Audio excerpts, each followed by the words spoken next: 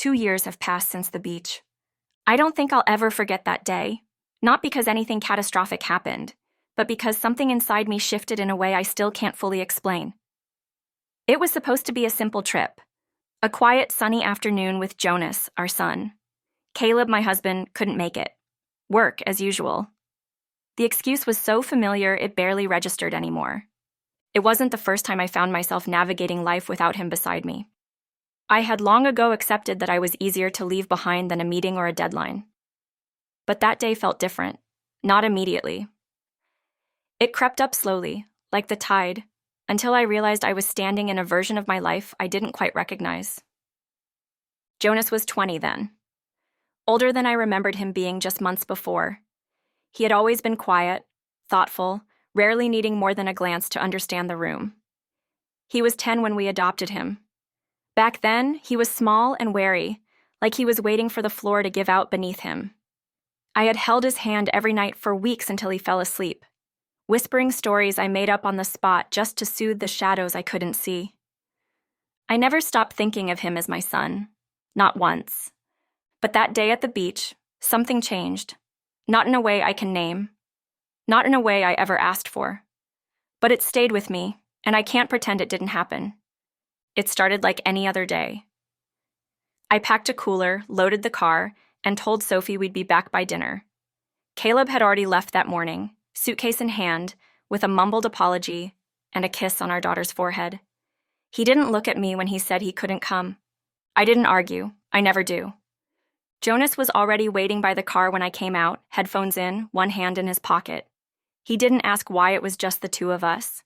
He just loaded the bags and got in. That's one of the things I've always admired about him. He doesn't force conversation.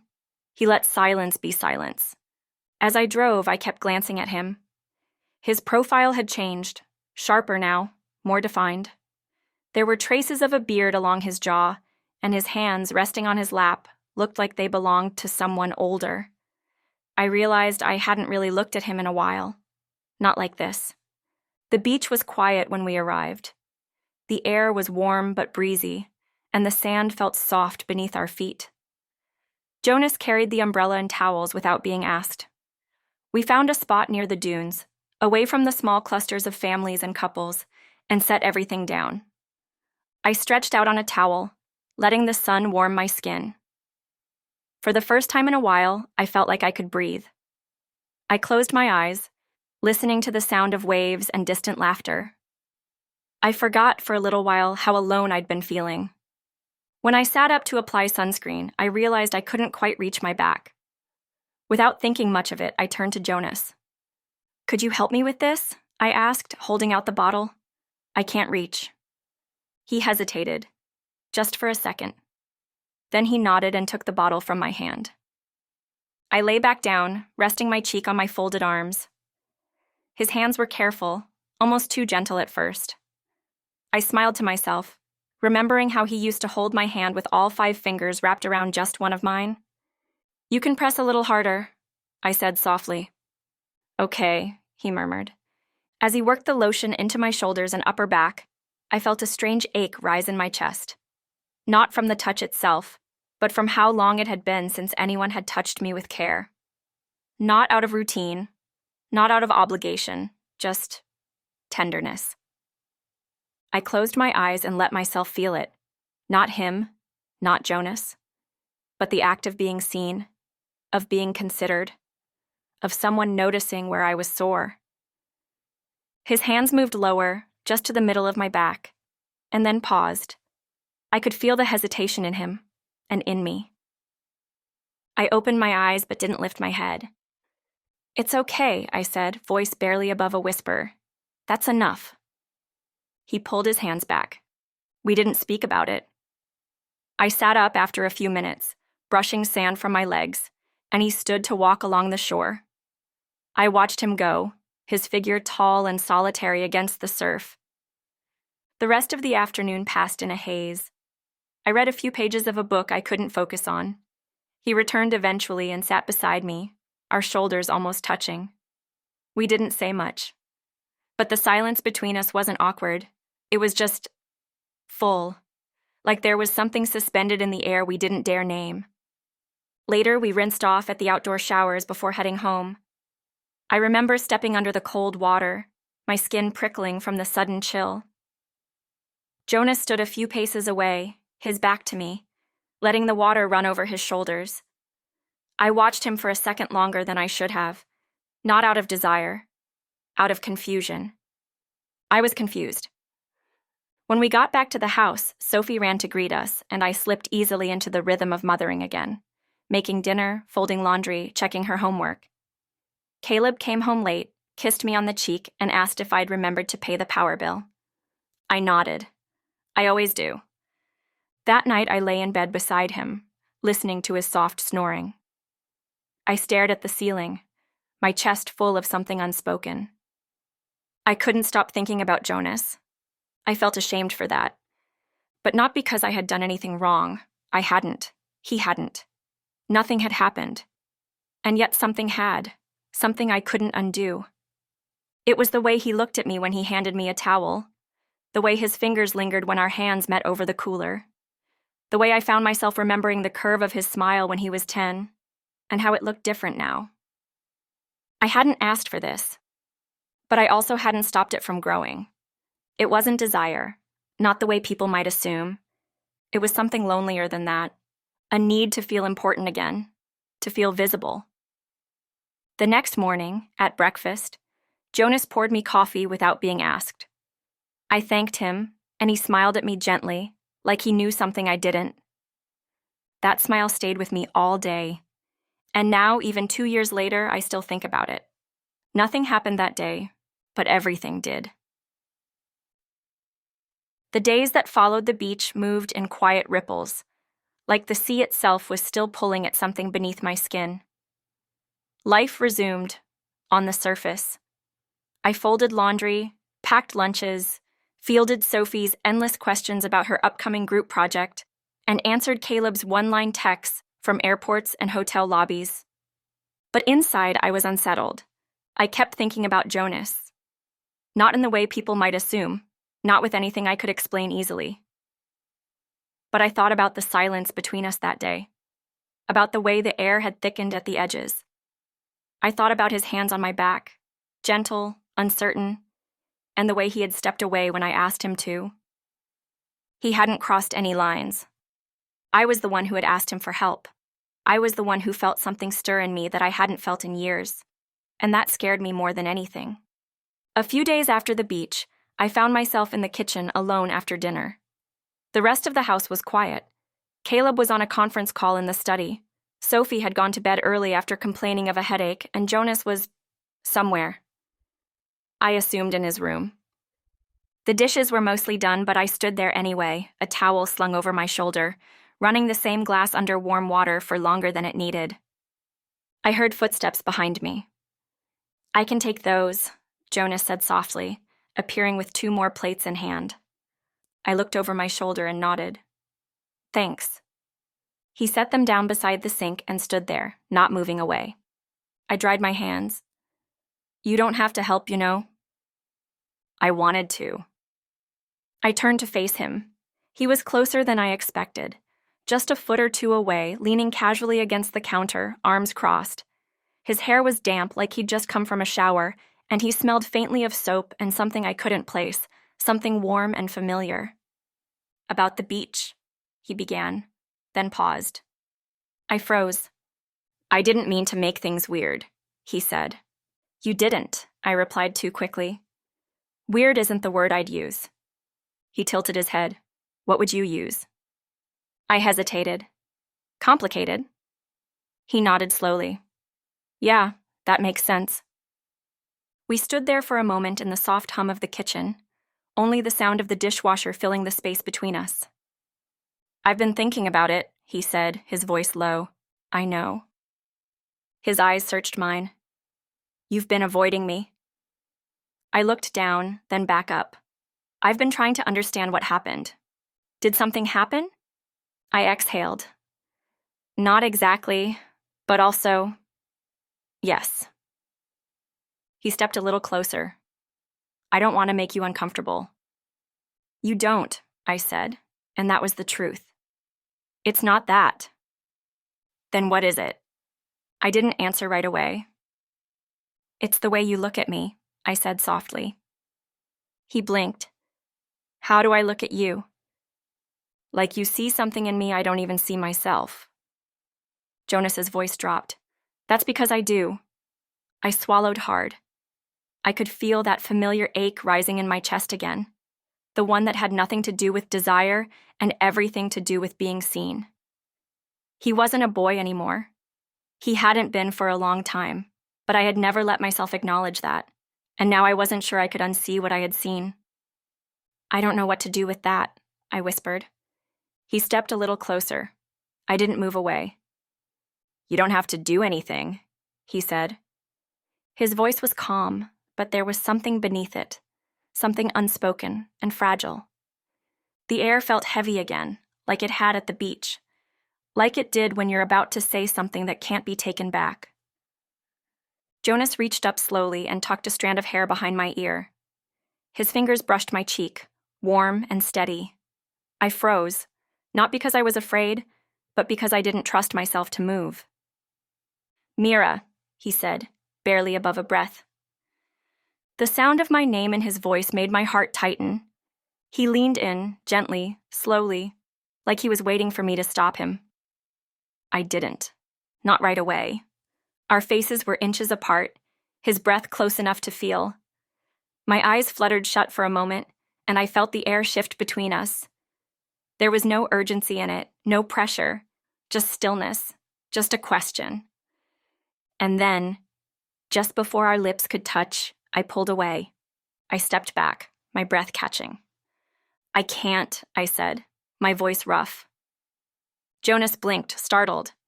I'm sorry. No, I interrupted quickly. Don't be, please don't be. He looked down, then nodded. Okay. I need some air, I said. I turned before I could think twice and walked out through the back door, barefoot, into the yard. The grass was cool under my feet, and the sky was streaked with stars. I wrapped my arms around myself and stood there, trying to slow my heartbeat. I wasn't angry. I wasn't ashamed, but I was scared. Because for just a moment I had wanted to kiss him back. Not because I wanted him, but because I wanted to feel again. I heard the door open behind me and turned to see Jonas standing in the doorway. He didn't come closer. He just looked at me, his hands in his pockets. I didn't mean to cross a line, he said. You didn't. I wasn't thinking. I was. A pause. You're important to me, Jonas, I said. That hasn't changed. I know. But this, whatever this is, can't happen. I know that too.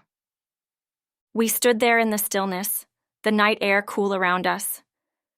I don't regret it, he said quietly. Trying, I mean. I nodded. I don't regret stopping it. Another long silence. Good night, Jonas. Good night, Mira. I went inside, walked past the kitchen, up the stairs, and into my bedroom. Caleb was still on a call, headphones in, barely nodding when I passed. I closed the door behind me and sat on the edge of the bed, my hands trembling. I didn't cry. I didn't scream. I just sat there, staring at the carpet, wondering how something so small, a look, a nearly shared breath, could feel so enormous. I didn't want Jonas, not in that way, but I wanted something. And that want had been sleeping for years, curled up in a forgotten corner of myself. And now it was awake. What terrified me most wasn't the almost kiss. It was how close I had come to letting it happen. The next morning, I avoided the kitchen. I pretended to be busy upstairs, sorting laundry that didn't need sorting. I heard Jonas leave the house, the front door clicking softly behind him. He didn't say goodbye, and I didn't blame him. Sophie came in a few minutes later, backpack slung over her shoulder. Hey, Mom? Yes? Did you and Jonas fight? I blinked. What? Number Y? He seemed off. I shook my head. No fight, just grown-up stuff. You don't need to worry. She didn't press, but her eyes lingered on me longer than usual before she left. I sat on the floor next to the laundry basket for a long time after that, holding one of Caleb's shirts in my lap. I didn't know what I was feeling, but I knew something had changed. We hadn't kissed, but we had almost. And sometimes, the almost is louder than anything else. I avoided Jonas for 3 days. Not entirely, not obviously, but in the subtle ways that people who live under the same roof can still manage to orbit without colliding. I busied myself with Sophie's schoolwork, deep cleaned the laundry room, and took long walks around the neighborhood with headphones in, though I rarely pressed play. He didn't push. He didn't try to talk to me about what had almost happened. He simply gave me space, and somehow that felt heavier than confrontation. It wasn't avoidance on his part. It was restraint. And that, perhaps more than anything, was what I couldn't stop thinking about. When someone wants you and chooses not to act on it, that's a different kind of intimacy. One that doesn't require touch. One that can undo you in silence. By the 4th day, I found him outside in the garden, kneeling in the soil with gloved hands, repotting some of the dying basil I kept forgetting to water. The sun was warm, and the breeze was gentle, and for a moment I just watched him from the kitchen window. Calm, intent, focused. I don't know what made me go out there, but I did. He looked up when he heard the screen door creak. His expression didn't change, but I saw the way his shoulders stiffened slightly.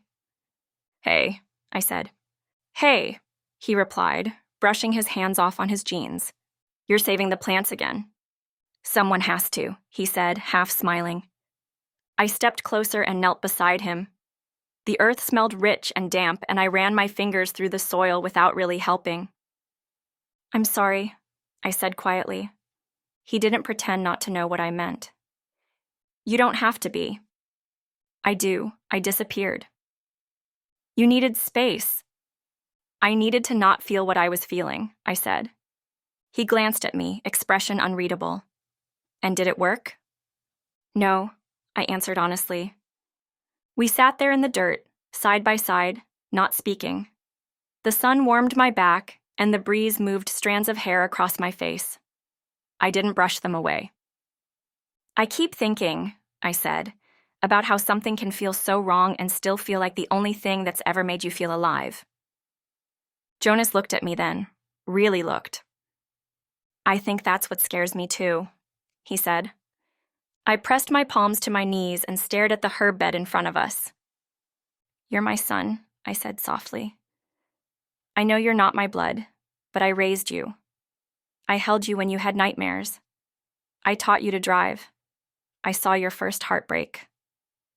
I know, and now I don't know where the boundaries are. Or maybe I do, and that's the part I can't live with." Jonas didn't respond. He sat with it. Let the silence expand without trying to fill it. "I never wanted to make you question who you were to me," I added. "You didn't," he said. "I've always known you loved me. I just didn't expect to see you this way, not like that, not all at once." I looked at him, and for a second, I saw the boy I had taken in, quiet and watchful, afraid to ask for too much, but I also saw the man he had become, gentle, steady, with eyes that held more than they said. "I don't know how to carry this," I whispered. "Then we carry it carefully," he said. I nodded, but the ache in my chest didn't ease. That night, Caleb came home earlier than usual. He brought takeout and a bottle of wine, clearly trying to make up for some absence he hadn't acknowledged. Sophie excitedly recounted her day at school, and Caleb half listened between checking his phone. I watched him from across the table, wondering when I had stopped being a person in his eyes. I had become a fixture, reliable, familiar, expected. I couldn't remember the last time he had touched me without it being perfunctory.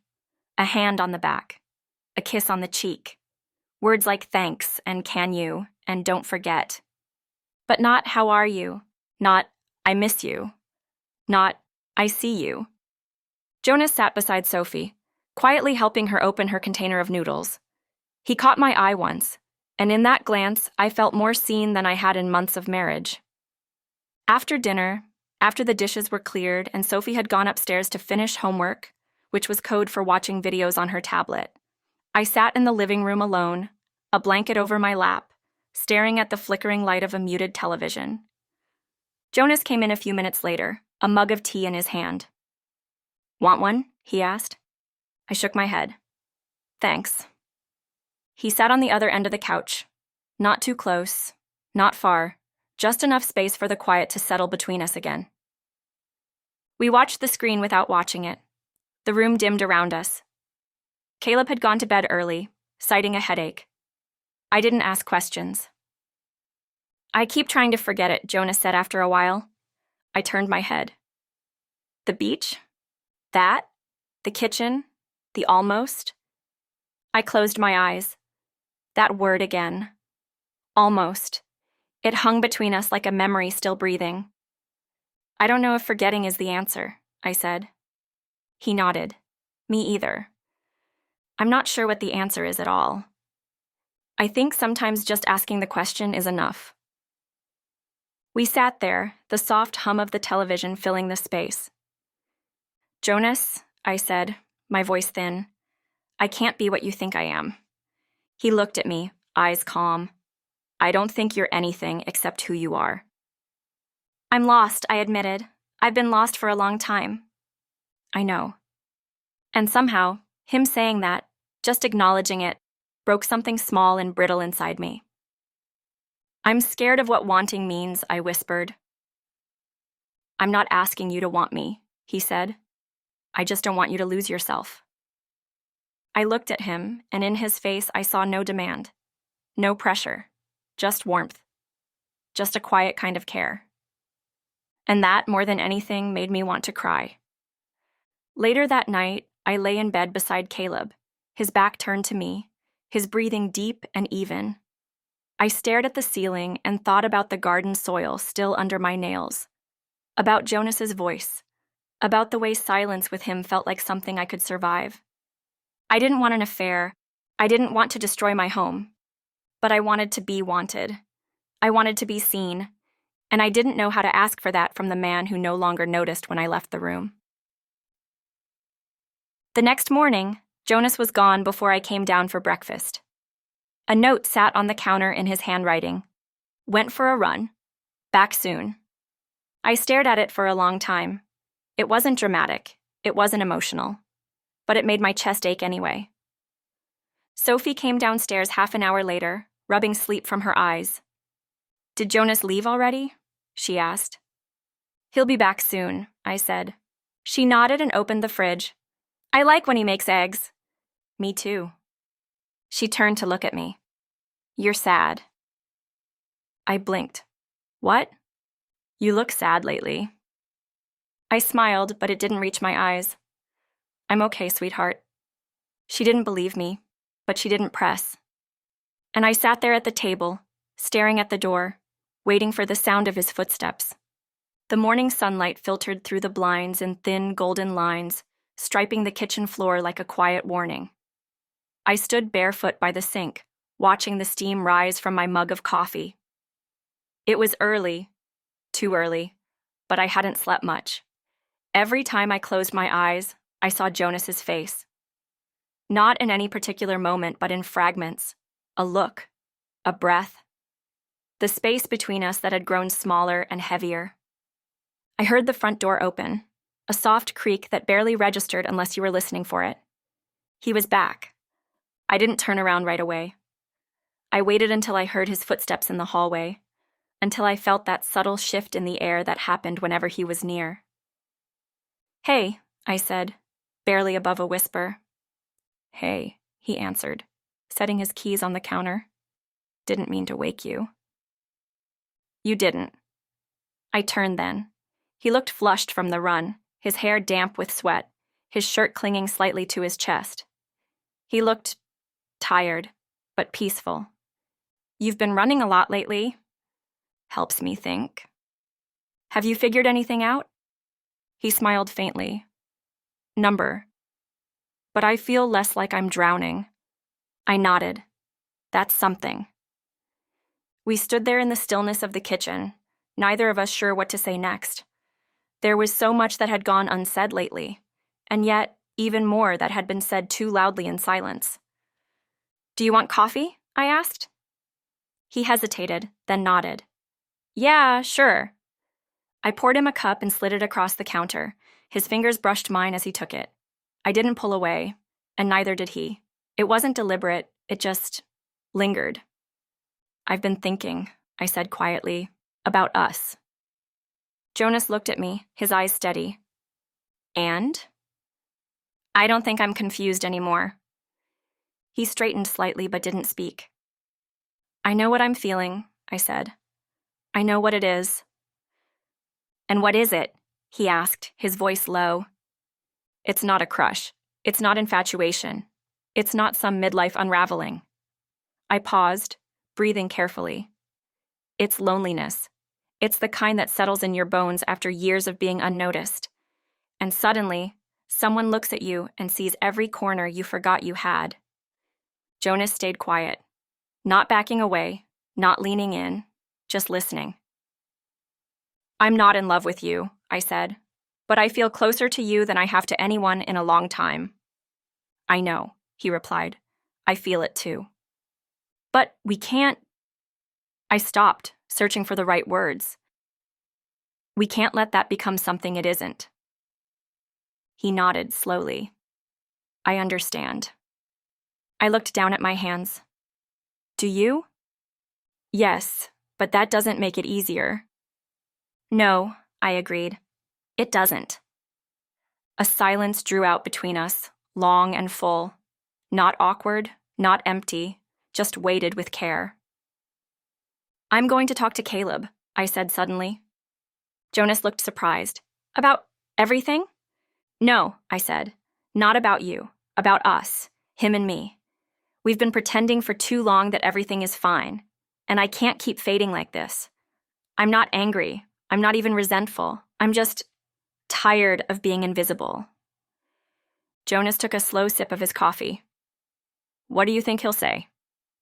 I don't know, I admitted, but it doesn't matter. I need to say it. He nodded, and for a moment I saw something flicker in his eyes.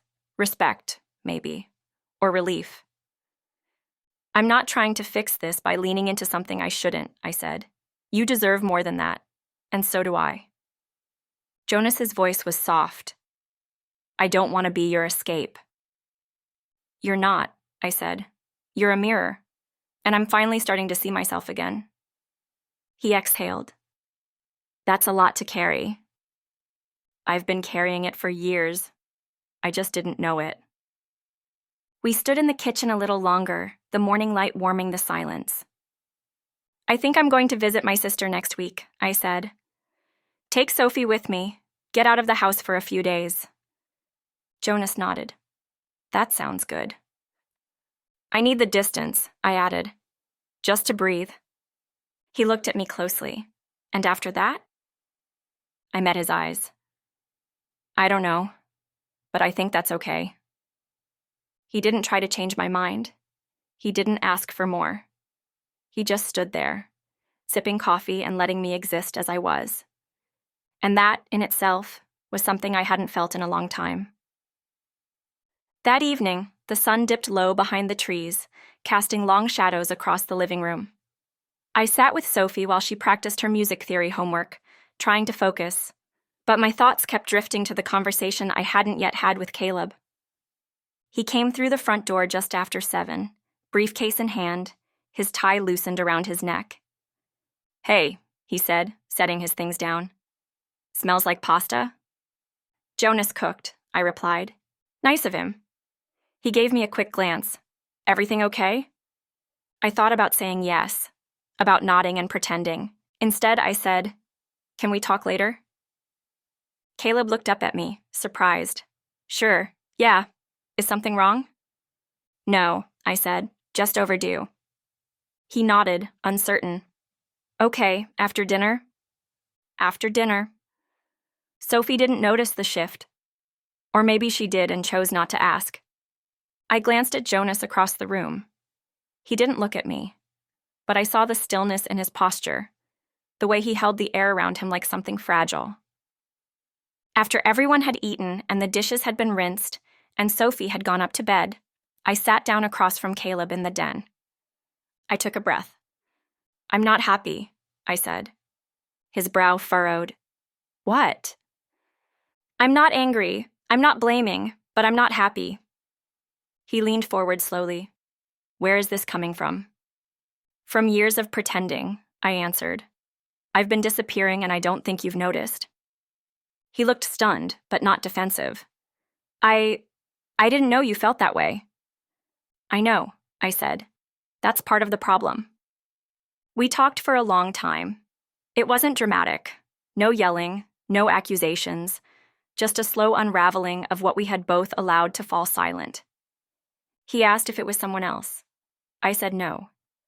Because it wasn't. Not in the way he meant. It wasn't about Jonas. It was about finding something in myself I thought had died. By the end of the conversation, I didn't have answers. Neither did he. But the air between us was different. Not better, not worse. Just honest. Later that night, I stepped out onto the back porch. The stars were faint, but visible. The air was cool. Jonas was there sitting on the steps, a blanket around his shoulders. You heard? I figured. I sat beside him, careful not to touch. I told him the truth, I said. Good. We didn't speak for a while, then he said, Are you leaving? Not yet, but things will change. He nodded. I don't regret any of this, I said quietly. Me either. But we can't go further. I know. The silence that followed was gentle. Not final, but full of the tension of things unsaid, things that might always remain unsaid. I don't know what we are, I whispered.